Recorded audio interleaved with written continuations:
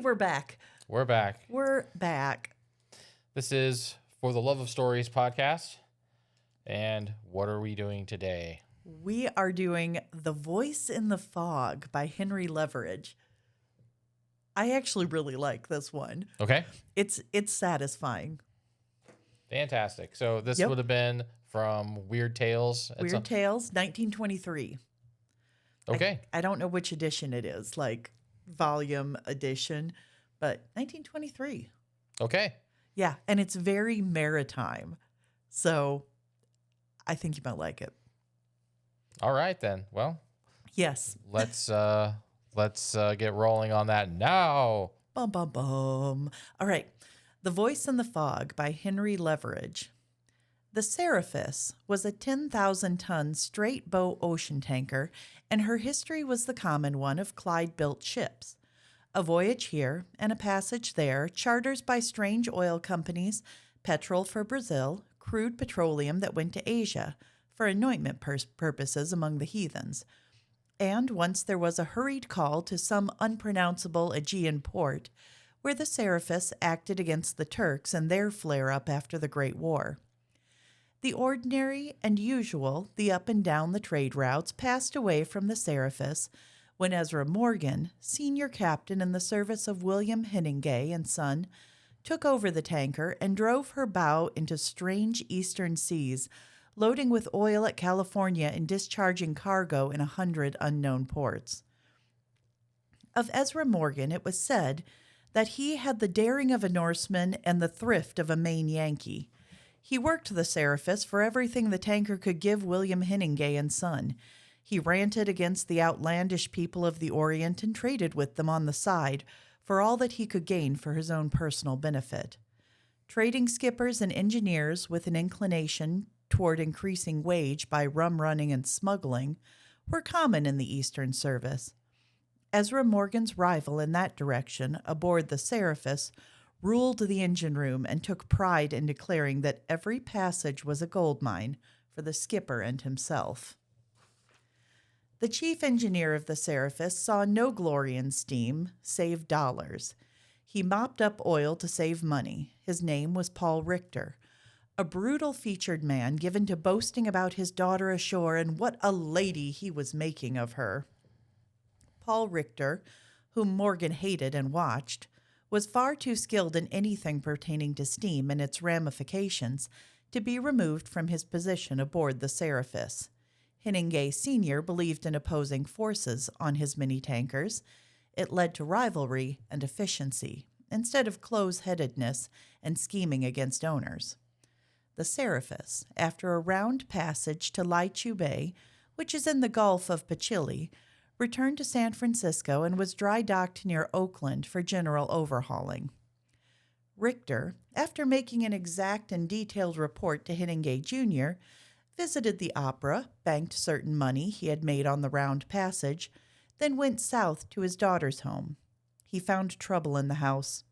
Hilda, his daughter, had a heart affair with a marine electrician, Gathright by name, a young man with a meager wage and unbounded ambition.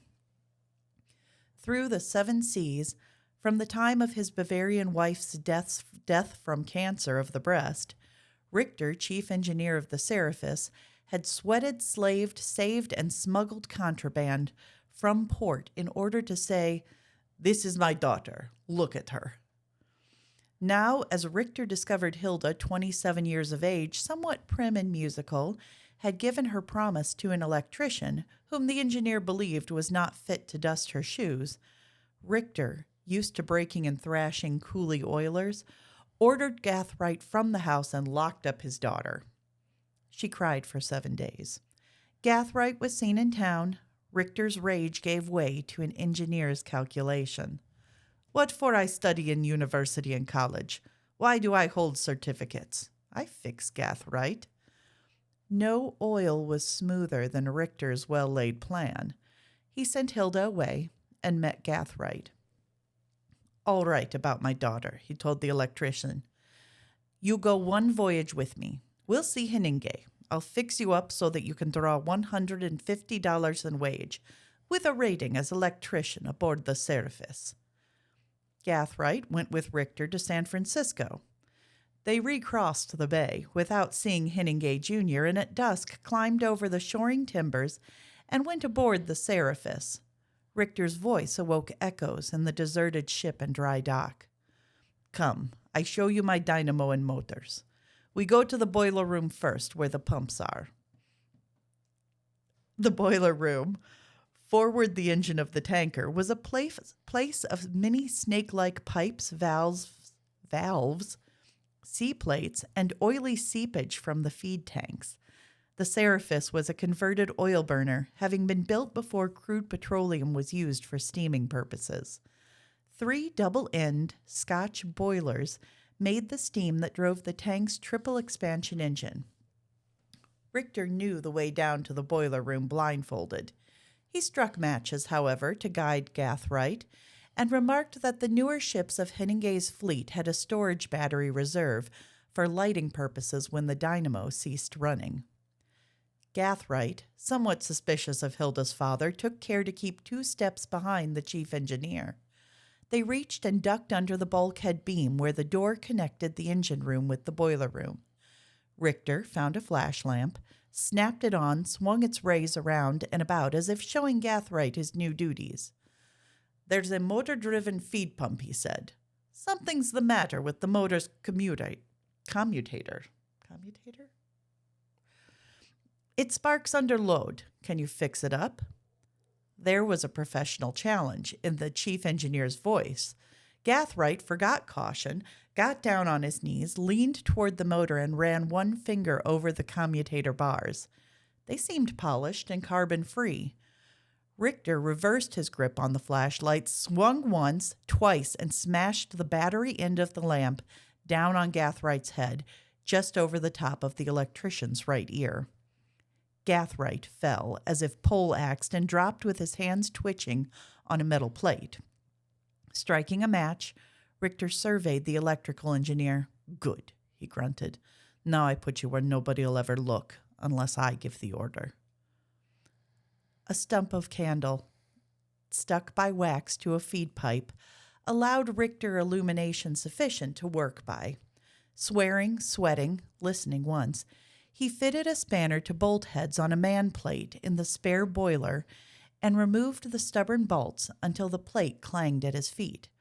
Gathright was a slender man, easy to insert through the manhole. Richter had no trouble at all lifting the electrician and thrusting him out of sight. It seemed to the engineer, as he hesitated, that Hilda's lover moaned once and filled the boiler with a hollow sound. Hesitation passed, and Richter swallowed his superstitious fears. But put back the manhole plate, bolted it tighter than it ever was before, almost stripping the threads, and stepped back, mopping his brow with the sleeve of a shore coat. There was nothing very unusual in Richter's further actions that evening. The shipkeeper, who came aboard at daylight, long before the dry dock men began working, noticed a wet shore hose, a thin plume of steam aft the tanker's squat funnel, and there was a trailing line of smoke drifting aslant the surface littered deck. Been testing this. Sorry. It's written. So this is actually written in like a Bulgarian cant. Like Bulgarian? Yes, his wife was Bulgarian. Bavarian. They're German. They're German. Okay. Sorry. Yeah. So you need to be doing a German accent with this. Oh, man. Yeah. Well, he's... Oh, man. Now I'm in trouble. Been testing the spare boiler, explained Richter, when the shipkeeper ducked through the bulk door. I think it's tight and unscaled, but the starboard one will need new tubes and general cleaning. Get me some soap. I want to wash up. Richter dried his hand on a towel. You're going to have to do the German later. You know this, right? Well, if I ever have to do, read one of these things, I'll do, I guess I could do the German stuff, right? Yeah. Yep. Nope. I expect voices when you read it. Okay. Sorry. They'll be goofy though. Oh, sweet. It'll be like Hogan's Heroes kind of German. That's the kind of accent I'll We have to can do. only hope. I'll go full Colonel Clink. So, Richter dried his hands on a towel, tossed it toward the motor driven feed pump. Then, when he left the boiler room, his glance ranged from the tight bolted manhole cover up to a gauge on a steam pipe. The gauge read 70 pounds, sufficient to parboil a heavier than Hilda's lover. I think that was a good job, concluded the first engineer of the Seraphis. The second engineer of the tanker, a Scot with a burr on his voice like a file rasping the edge of a plate, stood watching Richter balance himself as the stout chief came along a shoring beam. "I mark ye ha steam up," commented the Scotchman, when Richter climbed over the dry dock's wall. "Yes, in the spare boiler." Mr. S.V. Ferguson tapped a pipe on his heel. "I made an inspection myself of that, not later than yesterday forenoon. She was tight as a drum and free from scale. I left the manhole damn badly gasketed," growled Richter. Ferguson started to explain something, but the chief was in a hurry to get away from sight of the Seraphis. There was a memory on the tanker that required a drink or two in order to bring forgetfulness. Richter gave the Scot an order that admitted of no answering back. "Go aboard and blow off steam. That boiler's all right." A roar when Richter strode past the dry dock's sheds caused him to wheel around and listen. Ferguson, according to orders, was blowing off steam from the spare boiler. Something, perhaps water or waste, clogged the pipe, and the escaping vapor whistled, sputtered, and rose to a high, piercing noise that sounded to the chief's irritated nerves like the cry of a soul in agony. The note died, resumed its piercing screeching. Richter's arm and hand shook when he mopped his brow and drew a wet sleeve down with an angry motion. In fancy, the noise that came from the Seraphis' starboard side, echoed and deflated by the hollow dock, was Gathright calling for Hilda. Richter covered his ears and staggered away. Ezra Morgan hastened such repairs as were required for making the Seraphis ready for sea. The tanker left the dry dock, steamed out the Golden Gate, and took aboard oil at a Southern California port. All tanks, a well-lashed deck load of cased lubricant, consigned to a railroad in Manchury, petroleum for the furnaces, brought the Seraphis down to the Plimsoll mark. She drove from shore and crossed the Pacific, where at 3 God-forsaken eastern roadsteads she unloaded and made agents for the oil purchasers happy with shipments delivered on time. The romance of caravan routes, the pale kerosene lamps burning in tartar tents, escaped both Ezra Morgan and Richter. They went about their business of changing American and English minted gold for certain contrabands much wanted in the States. The chief engineer favored gum opium as a road to riches. Ezra dealt in liquor and silks, uncut gems, and rare laces. Fortunately, for the chief engineer's peace of mind, the spare double-end Scotch boiler was not used on the Russian voyage. Gathright was forgotten, and Hilda, safe in an Eastern music school, was not likely to take up another objectionable lover. Richter, relieved of a weight, went about the engine room and boiler room, humming a score of tunes all set to purring dynamos, clanking pumps, and musical crossheads. At mid-Pacific, on a second voyage, this time to an oilless country, if ever there was one, Mindanao, a frightened water tender came through the bulkhead door propelled by scalding steam, and there was much to do aboard the Seraphis. The port boiler had blown out a tube. The spare midship boiler was filled with fresh water, and the oil jets started. Richter, stripped to the waist, it being 117 degrees hot on deck, drove his force to superhuman effort. Ezra Morgan, 7 hours after the accident, had the steam and speed he ordered, in no uncertain tone, through the bridge-speaking tube. Ferguson, a quiet man always, had occasion the next day to enter the chief's cabin, where Richter sat writing a letter to Hilda, which he expected to post via a homeward-bound ship. Richter glared at the second engineer. That spare boiler, began Ferguson. What of it? Well, man, it's been foaming and a gauge glass broke, and there's something wrong with. We can't repair the port boiler until we reach Medano. Ferguson turned to go. You have my report, he said acidly. That boiler's bewitched or something. Go aft, snarled Richter, who resumed writing his letter. He hesitated once, chewed on the end of the pen, tried to frame the words he wanted to say to Hilda. Then he went on. Expect to return to San Francisco within 35 days. Keep up your music. Forget Gathright. I'll get you a good man with straight shoulders and a big fortune when I come back and have time to look around. Richter succeeded in posting the letter along with the captain's mail when the Seraphis spoke a government collier that afternoon and sheered close enough to toss a package aboard. Ezra Morgan leaned over the bridge rail and eyed the smudge of smoke and plume of steam that came from the tanker's squat funnel.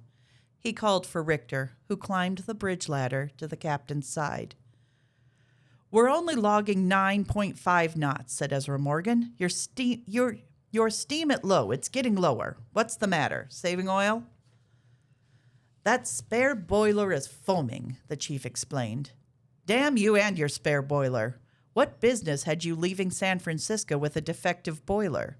Your report to Henninge stated that everything was all right in engine room and boiler room. Foam comes from soap or something else in water. Something else? Richter got away from Ezra Morgan on a pretense of going below to the boiler room. Instead of going below, however, he went aft and leaned over the taffrail. Somehow or other, he feared that spare boiler and the consequence of conscience. Limping with 3/4 of the necessary steam pressure, the Seraphis reached Medano and was forced to return to California without repairs to the port boiler. While repairs, new tubes, and tube sheet were in place by boiler smiths, Richter saw his daughter, who had come west from the music school. The change in her was pronounced. She spoke not at all of Gathright, whose disappearance she could not understand, and Richter, keen where his daughter was concerned, realized that her thinness and preoccupation was on account of the missing electrician. I get you fine fellow, he promised Hilda. He brought several eligible marine engineers to the house. Hilda snubbed them and cried in secret. An urgent telegram called Richter back to the Seraphis. He made 2 long voyages, one down Chile way, the other half around the world before the tanker's bow was turned toward California. Much time had elapsed from the night he had thrust Gathright into the spare boiler and turned on the oil jets beneath its many tubes. Once in Valparaiso, an under-engineer pointed out red rust leaking from the gauge glass of the spare boiler. Looks like blood, commented this engineer. Richter scoffed, but that afternoon he drank himself stupid on Kummel, obtained from an engineer's club ashore. Another time, just after the tanker left the port of Aden on her homebound passage, a stowaway crawled out from beneath the cold boiler and gave Richter the fright of his life. Why, man, said Ferguson, who was present in the boiler room, that's only a Porter Wispo in Arab. I thought it was a ghost, blabbered Richter. Barometer pressure rose when the Seraphis neared mid-Pacific. Ezra Morgan predicted a typhoon before the tanker was on the longitude of Guam.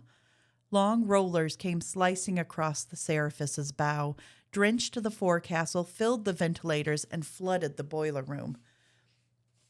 Richter went below, braced himself in the rolling engine room, listened to his engines clanking their sturdy song, then waddled over the gratings and ducked below the beam that marked the bulkhead. An oiler in high rubber boots lunged toward the chief engineer. There's something inside the spare boiler, shouted the man.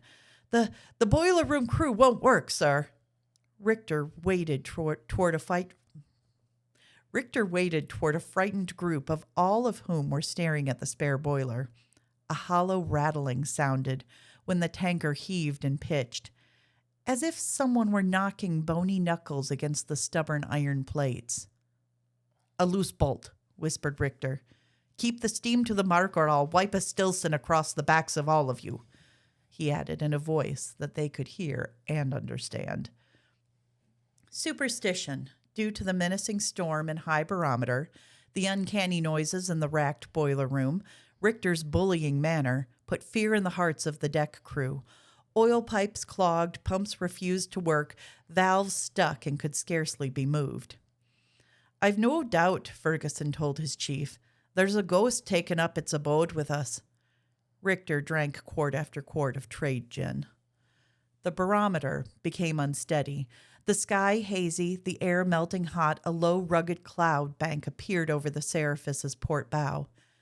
Down fell the barometer, a half-inch almost, and the avalanche of rain and wind that struck the freighter was as if Thor was hammering her iron plates. Ezra Morgan, unable to escape from the typhoon's center, prepared to ride out the storm by bringing the Seraphis up until she had the sea on the bow, and he had held her there by going half speed ahead. A night of terror ruled the tanker. The decks were awash, stays snapped, spume rose, and dashed over the squat funnel aft the bridge. Morning, red-hued with greenish patches, revealed a harrowed ocean, waves of tidal height, and astern lay a battered hulk. A freighter, dismasted, smashed, going down slowly by the bow. A Japanese tramp, said Ezra Morgan. Some Maru or other out of the Carolines, bound for Yokohama. Richter, stupid from trade gin, was on the bridge with the Yankee skipper. We can't help her, the engineer said heavily. I think we got all we can do to save ourselves. Ezra Morgan entertained another opinion. The storm had somewhat subsided, and the wind was lighter, but the waves were higher than ever he had known them. They broke over the doomed freighter like surf on a reef. Yon's a distress signal flying, said Ezra Morgan. There's a few seamen aft that look like drowned rats. We'll go before the sea. I'll put the sea abarth the beam, and we'll outboard oil enough to lower a small boat and take those men off that freighter. The maneuver was executed. The screw turned slowly. Oil was poured through the waste pipes and spread magically down the wind until the freighter's deck, from aft the forehouse, could be seen above the waves. Over the patch of comparative calm oars dipped, and a mate in charge of the small boat, lowered from the Seraphis, succeeded in getting off the survivors who were clinging to the freighter's taffrail. The small boat lived in a sea that had foundered big ships. It returned to the tanker's bow, and the 4 men, bruised, broken, all half dead from immersion, were hoisted to the forepeak and taken aft. 2 were Japanese sailors, and 2 were Americans, a wireless operator and an engineer. The engineer had a broken leg which required setting, and the wireless operator was in a bad fix. Wreckage had stove in his features and twisted his limbs. Ezra Morgan was a rough-and-ready surgeon-doctor. He turned the Seraphis over to the first mate and made a sick room out of Richter's cabin. The chief protested. "Get below to your damn steam," roared Ezra Morgan. "You hated to see me bring aboard these poor seamen. You said I wasted fuel oil. Your breath smells like a gin mill. Below you, sir." The engine room and boiler room of the tanker, she being in water ballast, was not unlike an inferno. The first mate, acting on Ezra Morgan's instructions, drove the Seraphis at 3/4 speed into a series of head-on waves. The ship rolled and yawed, tossed, settled, drawn astern. Then her screw raced in mingled foam and brine. Richter's stomach belched gas. He became seasick, climbed into a foul-smelling ditty box of a cabin aft the engine room, and attempted to sleep off the effect of the gin. Picture postcards, mostly actresses, a glaring electric over the bunk, oil and water swishing the metal deck below, and the irritating clank of irregular running engines drove sleep away from him. Ferguson, the silent second engineer, came into the ditty box at 8 bells or 4 o'clock. Ferguson's thumb jerked forward. "I'll have to use the spare boiler," he said. "What's the matter now?" "Feed pipes clogged on starboard one, sir." "Use it," said Richter. Steam was gotten up on the spare end double end Scotch boiler. The starboard boiler was allowed to cool. Ferguson, despite the tanker's rolling motion, succeeded in satisfying Ezra Morgan by keeping up the three-quarter speed set by the skipper. Richter sobered when the last of the trade gin was gone. The Seraphis was between Guam and Frisco. The heavy seas encountered were the afterkick of the Simon. Rolling drunkenly from habit, the chief went to the bridge and asked about getting back his comfortable cabin aft. Ezra Morgan gave him no satisfaction. "Better stay near your boilers," advised the captain. "Everything's gone to hell, sir, since you changed from Cumel to gin." "Are not injured seamen well yet?" "The wireless chap's doing all right, but the engineer of that Japanese freighter is hurt internally. You can't have that cabin this side of San Francisco." "What were two Americans doing in that cheap service?" Ezra Morgan glanced sharply at Richter. "Everybody isn't money mad like you. There's many a good engineer, and mate too, in the Japanese merchant marine. Nippon can teach us a thing or two, particularly about keeping Scotch boilers up to the steaming point." This cut direct sent Richter off the bridge. He encountered a bandaged and goggled survivor of the freighter's wreck at the head of the engine room ladder. The wireless operator, leaning on a crutch whittled by a bosun, avoided Richter, who pushed him roughly aside and descended the ladder backward. White steam, lurid oaths, Scotch anathema from the direction of the boiler room indicated more trouble. Ferguson came forward and bumped into Richter, so thick was the escaping vapor. "Out of my way, man," the second engineer started to say, then clamped his teeth on his tongue. "What happened now?" queried Richter. "It's that wicked spare boiler. She's alert and foaming, and there's water in the fireboxes." Richter inclined his bullet-shaped head. He heard steam hissing and oilers cursing the day they had signed on the Seraphis. A blast, when a gasket gave way, hurtled scorched men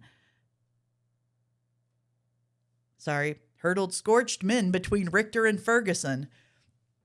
A whine sounded from the direction of the boiler room. The whine rose to an unearthly roar. Richter saw a blanket of white vapor floating about the engine's cylinders. This vapor, to his muddled fancy, seemed to contain the figure of a man wrapped in a winding shroud. He clapped both hands over his eyes, hearing above the noise of escaping steam a call so distinct it chilled his blood. "Hilda!" Now. There was that in the ghostly voice that brought Richter's gin-swollen brain to the realization of the thing he had done in disposing of Gathright by bolting him in the spare boiler.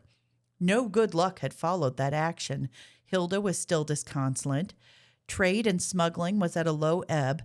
There was talk aboard and ashore of reducing engineers' and skippers' wage to the bone. Richter had a Teutonic stubbornness. Ezra Morgan had certainly turned against his chief engineer. The thing to do was to lay the ghostly voice, make what repairs were necessary in the boiler room, and give the tanker's engines the steam they needed in order to make a quick return passage to San Francisco and please the Henningays. An insane rage mastered Richter, the same red vision he had experienced when he threw Gathright out of his daughter's house.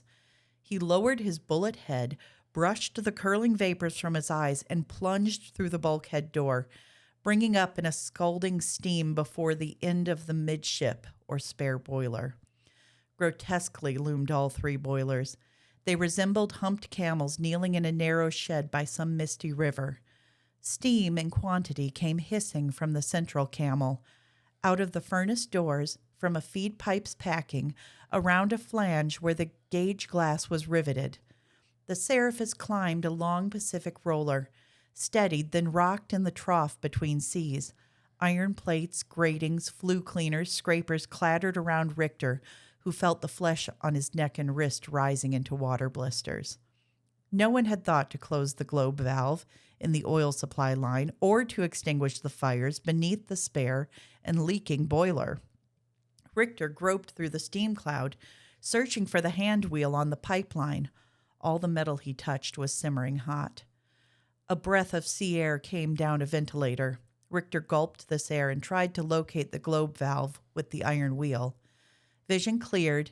He saw the red and open mouth of the central camel, the flannel-like flames, and he heard through toothed bars a voice calling, "Hilda." Ferguson and a water tender dragged their chief from the boiler room by the heels, blistered with the skin peeling from his features. Richter's eyes resembled hot coals in their madness. Blabbering nonsense, the engineer gave one understandable order. "Put out the fire. Draw water. Search inside spare boiler. There's something there, damn it." Ezra Morgan came below while the spare boiler was cooling and entered Richter's temporary cabin, the ditty box, with the play actresses' pictures glued everywhere. Ferguson had applied rude doctoring, gauze bandages soaked in petroleum, on face and arms. "What's the matter, man?" asked Ezra Morgan. "Have you gone mad? I heard someone calling my daughter's names." "Where do you keep your gin? It's gone." The voice was there inside the spare boiler. "Did Ferguson look? Did he find a skeleton? Or—" Ezra Morgan pinched Richter's left arm, jabbed home a hypodermic containing morphine, and left the chief engineer to sleep out his delusions. Ferguson came to the ditty box some watches later. Richter sat up. "What's in the spare boiler?" asked the chief. "Scale? Soda? A soapy substance. Nothing else? Why, man, there's enough to make her foam." Richter dropped back on the bunk and closed his lashless eyes. "Suppose a stowaway, had crawled through the aft manhole and died inside the boiler. Would that make it foam? Make the soapy substance? When would any stowaway do that?" Richter framed his answer craftily. "Say it was done when the Seraphis was at Oakland, that time the boilers were repaired in dry dock." Ferguson drew on his memory. "The time, man, you went aboard and tested the spare boiler. The occasion when you took the trouble to rig up a shore hose in order to fill the boiler with water." "Yes." "Did you have a manhole plate off the boiler?"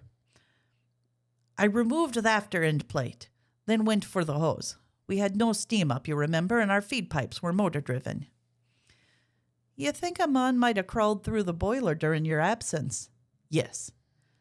"You might be right, but if one did, he could have escaped by the fore manhole plate.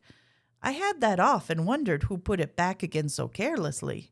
You know the boiler is double-ended, with 2 manholes." Richter was too numbed to show surprise.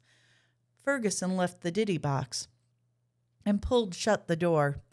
The tanker, under reduced steam, made slow headway toward San Francisco.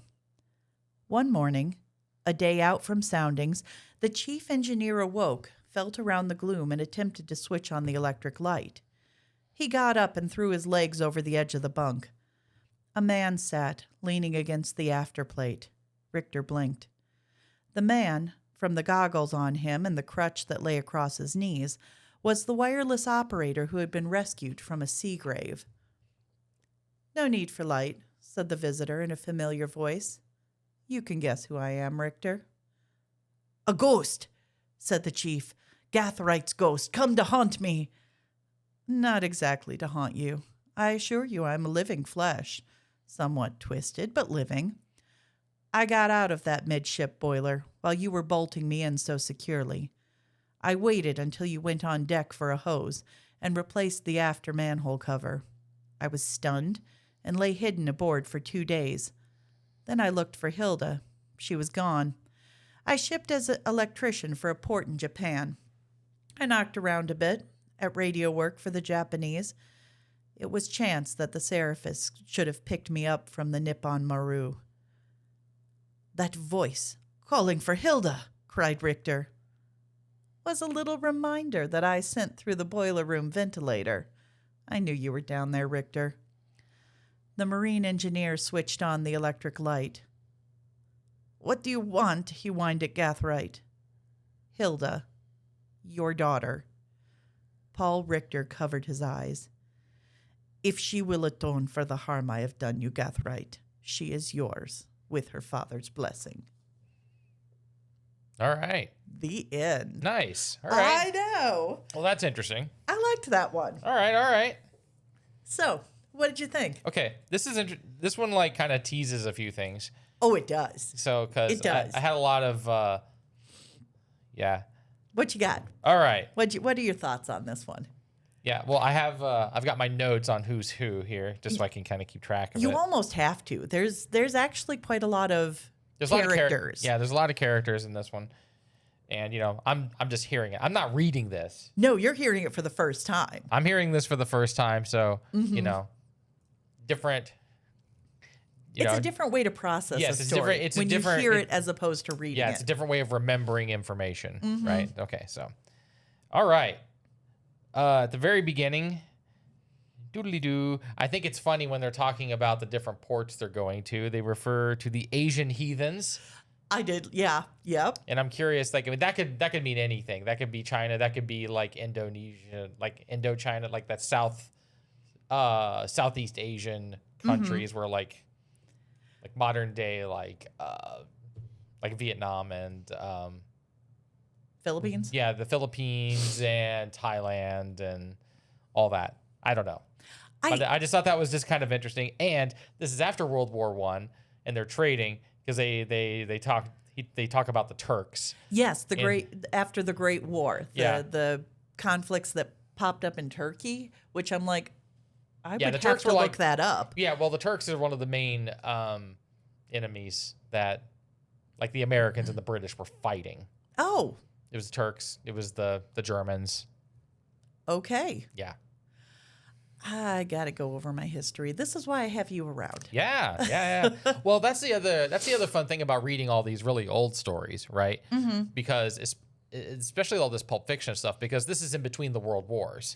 Yes. In the United States specifically. So you kind of get this idea of where people are on kind of world politics. Like how do Americans feel about other people in the world after the First World War when we were isolationists before, Well, honestly, my favorite part of this is when the chief engineer, our Mr. Richter, and Ezra Morgan are talking, and he's like, "Why are there Americans aboard a Japanese ship?" And the captain's like, "Those are good ships. Are you kidding?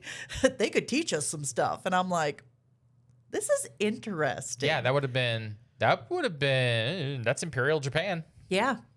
You know? And apparently they were good ships and good seamen. Yeah. All right. Okay, the other thought was interesting.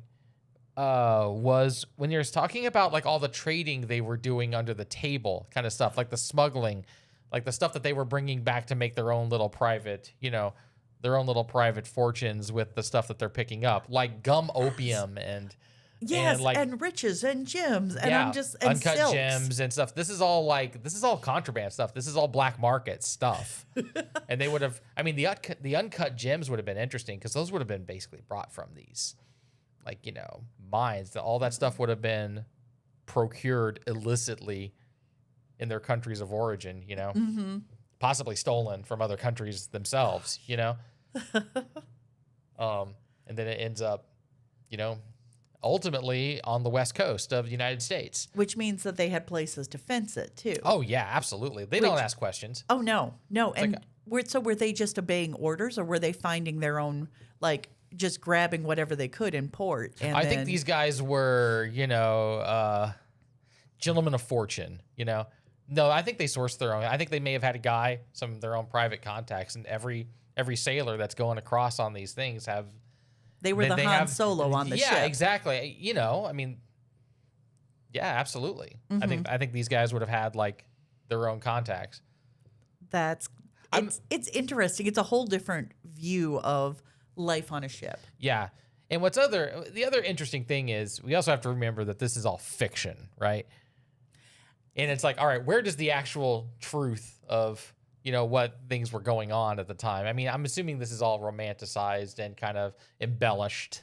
I some would love extent. to know what Henry Leverage actually did. Like, because a lot of these writers from the Weird Tales stuff had lives outside of being a writer. Oh, sure. And Yeah, it's so, kind of a side gig yes, or whatever. it's like, hey, something fun to knock off, like on a bet with a friend kind of thing. Yeah. So and it makes me feel like he might have had a life as an engineer at some point because he knew boiler rooms really well.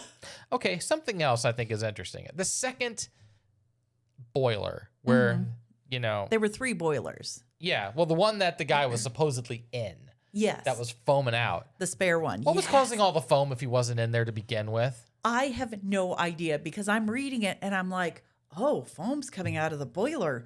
That would be like probably the fat boiling off. And my Yeah, my and- biology background is like, oh, what would cause like a foamy soap substance? And that's the thing. Through the entirety of this story, the audience thinks this guy is in the boiler, and this is like his getting cooked. Yes, like he's getting cooked down. This dude's been boiled down for months. Uh-huh. And they even tease it when they're saying, yeah, like bony knuckles, Yes. knocking against the iron. And I'm like, oh, that's pretty good. I like that. But it's all a tease. Yes. You see. But it's done so well. I'm totally looking up what causes foam to come from boilers on a ship. You drop people in there. You drop in your victims and Can you get random sea life in there though? I mean, they were talking like anything could, because at one point Richter and Ferguson are talking, and Richter's like, "Did you find anything in the boiler?" And the Ferguson is like, "Oh, this, and this." And Richter's like, "Is that it?" And Ferguson's like, "Isn't that enough to cause foam?" I was wondering, I'm wondering if the quality of the water that goes in, because it's going to have to be relatively clean. Right. Because, near us, we've got, the big steam. They have the boilers and the steam thing over there at Silver Creek that they, Yes. they roll. That they, big steam engine. That yeah, they get that up and rolling every now and then. Mhm. Because, in a steam engine, the steam that you create is actually going through the pistons. So whatever's in that water is going to be making contact physically with that engine, like inside the piston. So it's going to have to be relatively clean. Otherwise, you're going to do damage. And you also have to keep mixing oil with it. So they talk about that a lot with the, I liked how they were talking about the oil mixing with the water that's just sloshing around in the engine room. Yeah. Yeah. They're just wading through it. Oh. Yeah, so Oh. they're really painting this nasty picture of life aboard this tanker. Well, okay. So primary causes of boiler foaming: contamination like oil or grease, high total dissolved solids, dead body, I guess, Sure. improper water treatment, system dirt, and operational issues. There you go.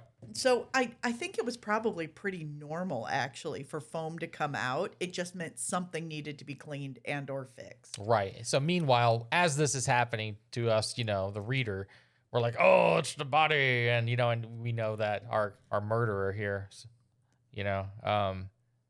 that Richter is like, dealing with that. And he's, because he knows. And we're getting a bit of Telltale Heart out of this. Yes, I thought of that. Because, well, and the interesting thing is that you've got this superstitious guy, and a lot of the people aboard the ship were superstitious. They're sailors. They're sailors, superstitious. And I'm just thinking, I'm like, I get to the end of the story when I was reading it, and I'm like, wait, that means that all the weirdness that happened was just normal weirdness that they were applying superstitions to. Yeah. Makes me wonder what other like crazy superstitious adventures happen Ooh. out there on the sea. Maritime superstitions. I need a list of these. Like I could read a whole book on maritime superstitions. I think that would oh be my so gosh. interesting. You could have volumes on that. Oh yeah. Okay. Steam. Yeah. The whole steam thing is nasty. Yes. I mean, when they're talking about like, the pipes breaking and the things bring up steam and, he's trying to like go in there to get this release valve. And it's ridiculously hot. And it's like cooking his skin essentially, right? Uh-huh. And I'm like, oh man, I've had steam burns before, and they're horrible. Well, and at one point they mentioned his lashless eyes, and I'm like, oh, they got burned off. Yeah, man, Oh, you're starting to look like a boiled hot dog, uh-huh. plump when they cook. So, here's the other thing I thought was I wrote this down. When he, after he gets burned and he's bandaged, and he said that he had applied petroleum to it. I think that's Vaseline. Okay, It's like petroleum jelly. That's kind of what I thought it was going to be, and then I was reading it and I saw your face, and you were like, It's like, oh, you put gasoline on this? What do you do? It's like some kind of weird sailor trick. Nah, it's good for you. okay, I did read that somewhere. Like, oh, it was in a survival story. A girl had fallen from a plane and was you crashed in the jungle and had an infected wound with maggots. Poured gasoline on it. Well, that'll do it. Oh yeah. I mean, you're going to be. Hurts like hell, but Yeah. but I think I think you're right. I think this was like Vaseline, because otherwise the bandages would stick to the burned skin. Yeah, they would just, yeah. You needed something there as a buffer. Yeah. I mean, that made sense. When I was a kid, this is before the days of Carmex, by the way, which is why I am a full acolyte of Carmex. I got really bad chapped lips one winter to the point where they're cracking and bleeding. We didn't have, chapstick won't do it. And my mom actually had some Vaseline, and for a week, I was rubbing my lips with just a little bit of Vaseline just to keep them Moist. and it totally worked. Mm-hmm. Because you were able to stretch your lips out, and they wouldn't crack and bleed. It just softened it up enough. So yeah. Yeah, no, But- that's what we use in hospitals too, is just to, if someone just needs some kind of lip stuff, Vaseline is the best because it's got no additives. I should point out, if you don't know, Rachel's a registered nurse, and she has all this, floor experience. Bum, bum, bum. Which is also why I understand, though, when you get these stories with people who work in close quarters with one another, the boilers, the oilers, the sailors, you have your own bitter dialogue that you carry on with other people. Oh, sure. So when it comes to them referring to other countries and being like, oh yeah, Yeah, those guys. I see that more as that kind of bitter, cynical work dialogue more than anything else. Yeah. I mean, Where it's just more like those people. Oh, it's those guys. I mean, they suck, right? I mean, we don't, but they do. They're so hard to work with. Yeah. I mean, you know what I'm talking about. Uh-huh. And they may or they may not. It doesn't matter. Yes. It's like, okay, But you respect other people that make your job easier, like the Japanese, who you had a lot to learn from. Yeah, it's like when you were when I was working, the company I was working for, when you would work with other people from similar or competing companies. Oh, they never knew what they were they doing. never know what those guys were doing. They're with those other guys that are Yeah. nowhere near as good as my It's like, company. Yeah, it's like PSAV, those clowns. Come on, well, they know. Video tech services, give me a break, man. Then you work for them, and yeah, you're then like, you freelance for them later. Uh-huh. You're but like, hey, they're pretty good. Well, yeah, but the point is that you're always You're the best. Your circle is the best, no matter what. Yeah, you're always busting the balls of anybody else. And That's fine. That's not a big deal. Okay, so when he's crazy, at the very end of the book, and he's talking to, I guess it was Ferguson. Yes. And he says, or was it Ezra Morgan? One of those two guys. He asks, was it, what was in the boiler? Was it a skeleton? Yeah, and that was Ferguson. Ferguson. I Yeah, think he was talking to Ferguson at the time. And I thought, and this is right before they inject him with morphine or something. Oh, then that was Ezra Morgan. You're right. Yeah. So he's like, was it a skeleton? And I'm like, oh no, it's that Encyclopedia Brown moment where he gives himself away. And everyone's like, what are you talking What do you about? mean a skeleton? It's like, yes, he was clearly the culprit. He's the murderer because he knew there was a skeleton in the, and I thought that was going to be that kind of a moment. But then we had the twist where, and I thought this was interesting too. He didn't know there was another cover on this thing at the far end for the guy to escape out of. Or maybe he just thought he was unconscious or I think he was just so caught up in this brilliant plan of his. I love the way he's like, I went to college. I have certificates. I can take care of this guy. oh yeah. And so I think he was just so caught up in his plan and totally thought the guy was dead. Why would he climb out the other end if he was dead? Yeah. So there you go. You have the guy, and the guy who supposedly gets murdered doesn't get murdered. He gets the girl at the end. He gets to marry Hilda. Mm-hmm. You know, and he totally like gives her up too. So I mean, that's something else too. So I mean, there's like this repentant thing that happens with Richter.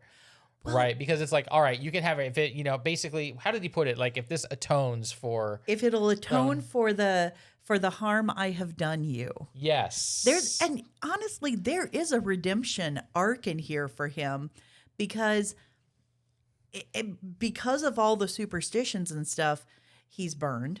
oh yeah, I mean, he got steam broiled. oh yeah, this dude's literally cooked. Yes. And now he's like he's back and he's gone through hell now because of his own superstitions and Yeah. misdeeds and conscience. Yeah, because he believed he murdered this guy. Yes. And I thought it was actually kind of satisfying to have Yeah, well, it's also The guy- kind of, it's yeah. also good on Gathright. Gathright. Gathright. Mm-hmm. It's also kind of interesting, good on him that despite all this, he's not gonna like try to kill him or bring him up on charges or anything. It's like, yeah, I just want to marry your daughter, and then we're good. And he's like, all right, Father's blessing. all right, there you go. That's cool. Yeah. It's actually a really good, you know, all-rounder kind of, you know, ending. You know, the guy gets his redemption arc, but he also has his comeuppance. You know, Gathright escapes and gets to marry Hilda. So Hilda gets to like, And Hilda still gets to be yeah, happy. Yes.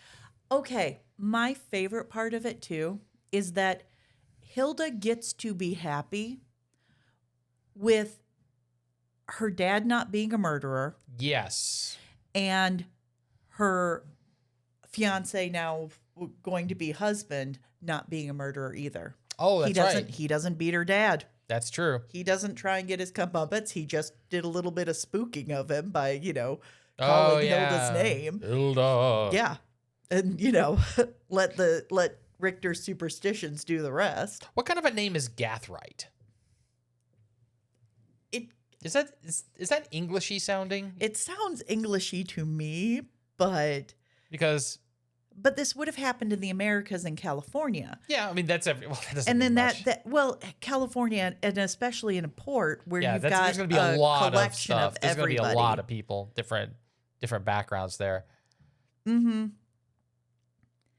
And it sounds like he was a smart guy to begin with. Yeah. Well, I'm just curious about it. I mean, he just could be like an American. But the thing is, like Richter and Hilda, they're clearly German. I mean, his Right. wife was from Bavaria, Yes. you know. So he's that like that part of Germany. Mm-hmm. So and his daughter's name's Hilda, for crying out loud. And it's spelled with a Y. Hylda. Okay. Which I just thought was cool. Yeah. Well, I was just wondering if there was. This is where I'm going with all of this, right? Mm-hmm. In like 1920, whenever this was written, if there was still that, I guess you wouldn't call it. It's not really racism per se, but it's just there was still like You don't have a lot of distinguishing stuff between like different European groups in the United States now, not like you did 100 years ago. So they're saying it was probably an English name. Well, I'm wondering if you didn't that- like him because he wasn't German. That's where I was kind of going with Oh. it. And that was just, you didn't have to say it explicitly in the story because the readers would intuitively know that. Yes. Yeah. It's like, oh yeah, because it's not a German guy. Because Well- you made the trouble to say where you were from and where his wife was from. He wasn't a German guy and he wasn't rich either. Yeah. Like I really think that Richter wanted his daughter to be a lady. Oh, To sure. be a lady of means and fortune and not have to work like we've already said, boiler rooms are filthy. Yeah. He wants his daughter to have nothing to do with that kind of Yeah. that kind of world. They were dealing in uncut gems and opium on the side. Yes, can but make it a was little so bit his of a daughter could be a lady. yeah. Well, yeah, that's my point. I mean, that's just the motivation. Mm-hmm. So, yeah. That's kind of cool. Yeah. What else do I got here? That's kind of where I'm at. The only other note I had was, we already kind of touched on it. Was you're gonna need to work on your German accent. Apparently so. Do some research and then work on your silly bad accents for the thing. Oh my gosh. So I'm not gonna lie, the Scottish, not Scottish accent, Scotty from Star Trek. Right? Yeah, James Doohan, who's Canadian, by the way. I love actors. Yeah. Has 9 fingers. Does he really? Yeah. What happened to his 10th? Invading Normandy in the Second World War. Dude, really? Yeah. Oh, Had an he's injury. hardcore. No, James Doohan's freaking amazing. Amazing. No, he's the guy. He's a good guy. No, he's the guy. Yeah. If everyone from the original cast, he's top, man. Nice. And he was just an amazing human being. Well, good. Shout out to James Doohan then. Yeah, absolutely. So yeah, that's what we got for this week. I loved it. I loved it. Yeah, this one was pretty good. Yeah. It was a good, happy ending. I will say we might get some. It's probably a departure from most of these weird tales who usually have like really grim twist endings and Yes. Doesn't end well for the main characters for one reason or another. For being a dark ending, like for being a happy ending though, it definitely had some graphic descriptions, which I kind of loved. Yeah, and you also got the you had the stuff where you got teased a lot during this because you assumed this guy was dead and he's basically his body is getting boiled away to nothing over the course of several weeks. Okay, but now I'm wondering, will a boiler get hot enough to burn bones? Because he was worried about a skeleton in there, but at the same time I'm sitting here going, okay, well, what's cremation heat to destroy bone? I don't think so. I don't think it's ever going to get that hot. So you could have found a skeleton in there if there was a body. Yeah, because I mean, cremation's going to be like thousands degrees. You have to get it real hot. But, water boils at 212 Fahrenheit. Mm-hmm. And I don't know. I mean, it's hotter than that, but I mean, you know what? I'm going to have to actually go find a boiler and turn it on and see, No, I'm curious. A spare boiler. Yes, the secondary on one. a ship. Yeah. I mean, I remember looking at the boiler, down at the museum. And there's actually a little porthole you can look through to see the it's like gas powered, right? Mm-hmm. It's not I don't know what they were burning on the ship. They said, but I forgot. It's like we petroleum. need a field trip now down to the sure. down to the steam engine so we can look at its boiler. Yeah, but I mean it can't get too hot because as water doesn't. I mean steam can get pretty high, but I don't know at what point you start getting failure on these boilers. Like at what like pressures, and can go pretty high pressure. Yeah. I mean, 70 pounds of pressure he was talking about at one point. But you don't need to have like crazy amounts of heat to do that. Mm-hmm. Certainly not like, crematory heat. Right. So, no, I think there would be, you basically that you could have had a skeleton left. Yeah, that boiler could have been filled with, Gathrite soup. That's what all the foam was. That was totally in my head the whole time. Get some carrots floating around in there with them, and you've got foam coming out on the floor, and I'm like, oh, it's like something's wrong with the boiler, but it's delicious. You're fired. Okay, we're done. We're done. All right, so we'll be back with some Next more. week? Yeah, with some more of these weird tales. Yes, weird tales, and doing like the Pulp Fiction stuff. So I'm loving them. I'm loving it. I'm having a good time too, actually. So it's good. So all right. we'll see you guys next time. Night.